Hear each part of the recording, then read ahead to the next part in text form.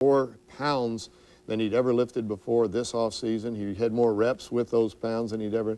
So he's just a stronger, sometimes with big people like that. Remember, they're young people. They're just big guys. And sometimes it takes them a couple of 3 years in the league, and they mature, and they come on around. Let's talk a little bit about the defense. We'll start with the defensive line, a position where I guess guys got a little bit nicked up during the preseason. We had different people hurt. Jeff Hunter will not play in this game this weekend because of a knee injury. He's not out forever, but won't play this week. Eric Curry looks very good. He didn't play in the last preseason game. We held him gently in the one before that, but he was a difference maker early in training camp. Mark Wheeler, Santana Dotson returning. Santana in particular is playing well. And Chidi Ahana, too, is a great athlete. He should make some plays for us. Talked to Floyd Peters this week. He said as far as Santana's concerned, he expects a big year out of him. He's at that point. Well, he didn't have a good year last year, and he knows it. He had a great rookie year. And you're looking at Brad Culpepper and Carl Wilson, a couple of new names in there. Both of those guys are going to help us this year. They are big-time football players. I think this is Santana coming in there on a stunt. Remember, that defensive line's a unit. They help each other, and they've got to make sure that there's pressure coming that forces sometimes you know, that quarterback back into the arms of the Jeff Hunter, as you saw right there. The linebacking core, you pick up Lonnie Martz during the offseason. Lonnie Martz is one of those guys that was highly sought after. Everybody wanted him. They knew that he was going to be the kind of guy that would come in and fill a spot like the Sam linebacker, playing over the tight end. Hardy Nickerson is going to be Hardy again. He's going to be the man for us, and I expect him to make a run for that Pro Bowl again. And Barney Bussey will be a linebacker / defensive back. We call him the Bucco linebacker. And in college, they call that the monster back or the rover back. And he basically plays right up there close to the line on the weak side. Here are the blitz, as you can see. We're going to be able to blitz a little bit more because of these guys. The defensive backfield as a group is better and stronger, especially in man-to-man coverage. If you look at it right there, Martin Mayhew returns, but we replaced Ricky Reynolds, who's a tremendous football player, and we didn't want to lose him, but we replaced him with 3 players that are all as good as Ricky. And that's Charles Demery, Mike Magruder, and Tony Stargell. So therefore, we're stronger. And finally, Roderick Green stayed healthy during training camp, and all his speed is added to that defensive backfield. You have to be happy with Tony Covington coming back. I'm proud of Tony Covington. You know, you're happy for a guy who tries as hard as he has been through the frustrations of being injured for a couple of years, and he's going to help us special teams and on the defensive backfield. Thomas Everett, an All-Pro. Let's hope he has another All-Pro year. I think he's capable of it. And Marty Carter, maybe one of those guys that doesn't get a lot of recognition around the league because he hadn't been playing on the winter. He will be, but one of the better strong safeties around. We end with the special teams, and I guess we're all, we've heard all the talk, and we're waiting for somebody to run one back this year. It looks like you have the guys that might be able to get that done. Well, you're going to see Vernon Turner and Roderick Green back there on kickoff returns. I don't know who they're going to kick it to, but I know they can outrun whoever kicks it. Dan Straczynski, one of the better punters in the league. He keeps that ball in the air forever. And Michael Husted, I think, in today's football, kicking off from the 30-yard line becomes extremely valuable. Excellent long field goal man as well. And then the punt return guys are all in place. Ed Brady, the unsung hero, that guy that throws the ball back to the punter, is very important, and he throws strikes. Well, Sunday afternoon, the Chicago Bears in Soldier Field. We'll talk about that game coming up next on the Wyche Report.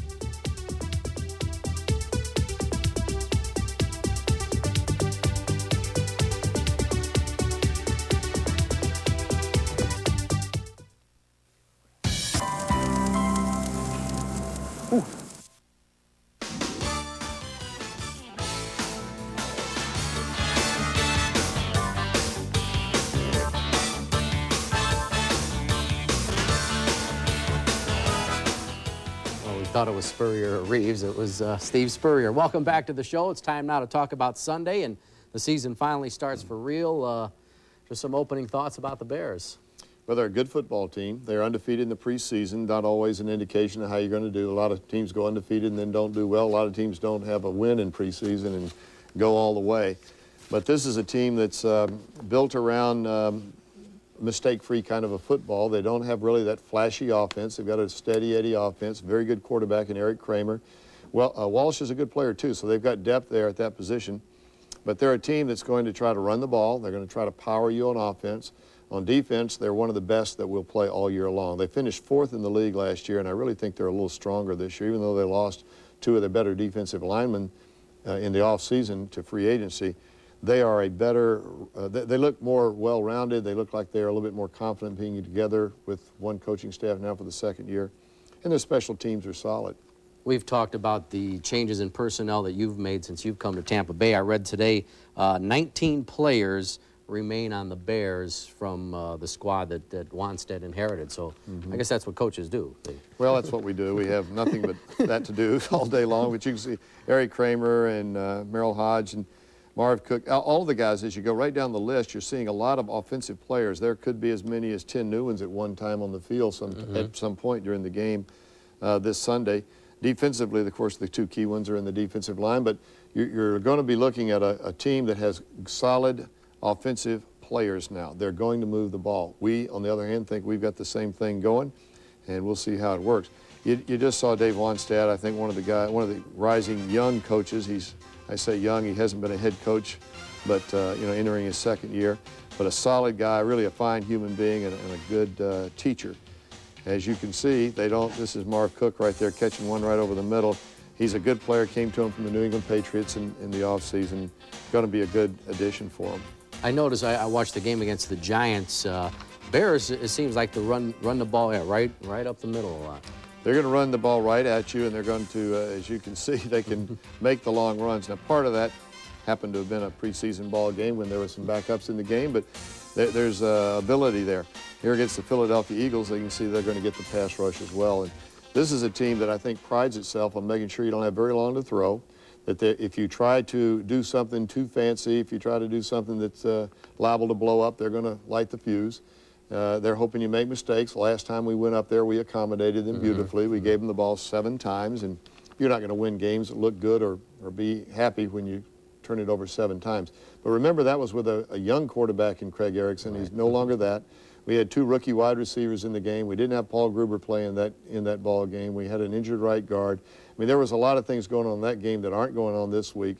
It's going to be different. Are you happy, and I asked some of the guys on the team a little bit earlier this week this question about not only opening in the division, but of all places, I don't know if Chicago is the toughest, but in Chicago, a place that's has a lot of history to it. Yeah, well, no, I think the guys are, I'm happy with it. I think it's an ideal start for us. We get to play a division opponent, one that we know we're going to have to whip at least once. You hope twice during the regular season in order to win a division. You've got to beat people within your division. And let's go on up there real early while they've got a few of these changes. Let's test them a little bit. And frankly, if you're going to play in Chicago, let's do it while we've got 77 degrees and sunny skies up there. Okay, Sam's going to pull out the clicker. We'll take a look at some of the preseason for the Buccaneers, and we'll do that when we return.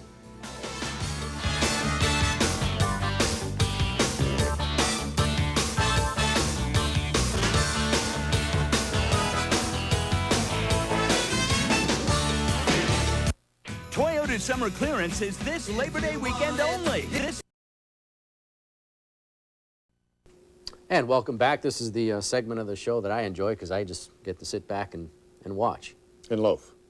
Loaf is a way of saying watch. Well, yeah, watch and loaf. So take it away. Okay. Well, this is, we're going to try to look at a few plays here that have happened during the course of the preseason and see if we can't analyze them a little bit and maybe add some insight. This is a play against Miami. The quarterback's going straight back. Notice that the running backs are going to be blocking this way, and the line is going to slide. We call this slide protection. That's how smart we are. But anyway, sometimes you don't notice. Look at this protection. I'm going to stop it right now. That's a lot of protection. Everybody's got a hat on a hat, and nobody is getting close to that quarterback, which gives him a good line of sight. Now, he sets up, and the guy that is going to get the ball is the tight end who's lined up right here, Jackie Harris. He's going to fight his way through, going all the way across the field to get to the open spot. Watch the release of Jackie Harris right here. This is not easy. He's getting hit by 2 people, finds his way, beautifully released and thrown ball, and then as you can see it just clears the defender, and Jackie makes a run after the catch right here. This is something that's going to be a factor for us this year, having a guy that can get down the field as a tight end. Now the next play is a run. This is our new young running back, Eric Rett. And I want you to watch a few of the things. Now, the running back, of course, is important. But let's watch right here. Watch this guard is going to block down. We're blocking back, again, this turnout. Watch Tim Irwin, who's going to block this one. Our fullback is going to go right in here and nail. And this is going to be a good block. And Jackie Harris is going to turn out. And watch the hole that's created. I'll slow it down a little bit for this one. The man in motion is just making sure that the safety doesn't come around the corner and steal the play. As you watch it, this is what Eric Rett sees, only a lot faster. But look at the size of that hole. Now watch the block right at the point of attack. There he goes down, and there goes Eric Rett on the long run. Doesn't take anything away from Eric. He's a fine football player, but that's the way you want to get the run underway.